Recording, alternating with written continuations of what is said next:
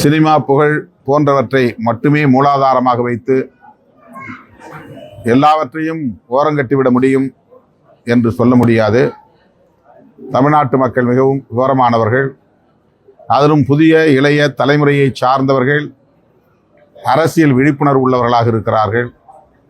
அவ்வளவு எளிதாக தமிழ்நாட்டு இளம் தலைமுறையினரை ஏய்த்து விட முடியாது, ஏமாற்றி விட முடியாது. நான் ஒன்னே ஒன்று கேட்குறேன். என் தலைவரை பார்த்து நடிகருக்கிறீங்க.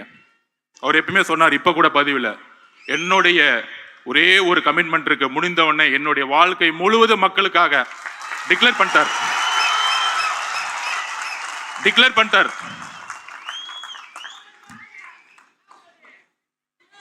ஓப்பனா டிக்ளேர் பண்ணிட்டார். ஆனா என் தலைவரை பார்த்து நீங்க ஏன் நடிச்சிட்டு இருக்கீங்க? இப்ப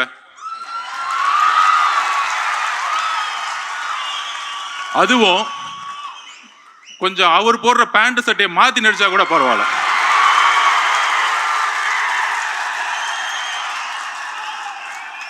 இதுல இருந்து ஒரு பதிவாகுது, உங்களுக்கு முதல்வரும் ரசிகர் தான்.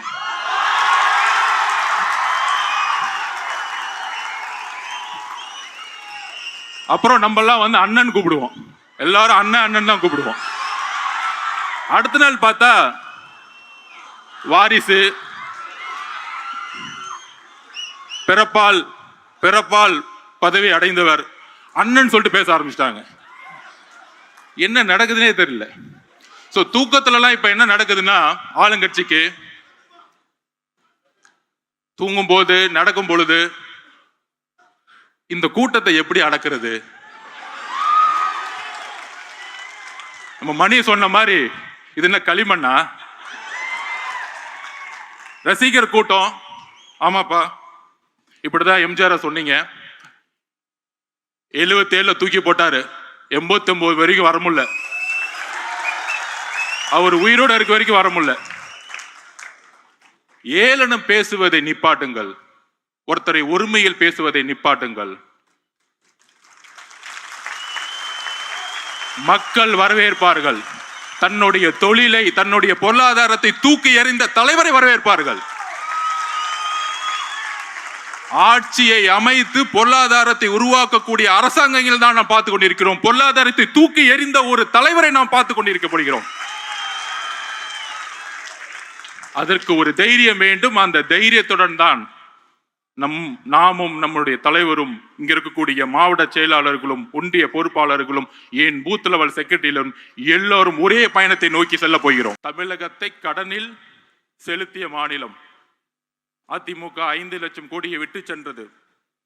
15 வருஷமா 5 லட்சம் கோடி தமிழக அரசு வாங்கியது. இன்றைக்கு வந்த 4 வருஷத்துல 4 லட்சம் கோடி. இன்றைக்கு 9 லட்சம் கோடியாக கடன் சென்றுகிட்டு இருக்கிறது. பாலிசி ஃபெயிலியர்ஸ், கொள்கைகளை பேசி, மேடைகளில் பேசி, மக்களிடம் கவர்ச்சியை ஏற்படுத்தி, அந்த கவர்ச்சி மூலம் ஆட்சியை ஏற்படுத்தி, அந்த ஆட்சியின் மூலம் ஊழலை மட்டுமே செய்து கொண்டிருக்கின்ற ஒரு அரசாங்கம் தான் இன்றைக்கு இருந்து கொண்டிருக்கிறது.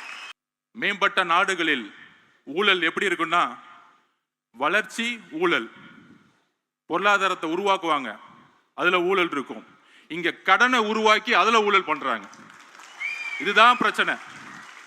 ஊழல் பண்றீங்க, ஒரு பொருளாதாரத்தை உருவாக்கி ஊழல் பண்ணா கூட வந்து ஒரு பெரிய புரட்சியை வந்து மேலை நாடுகளை பார்க்கலாம்.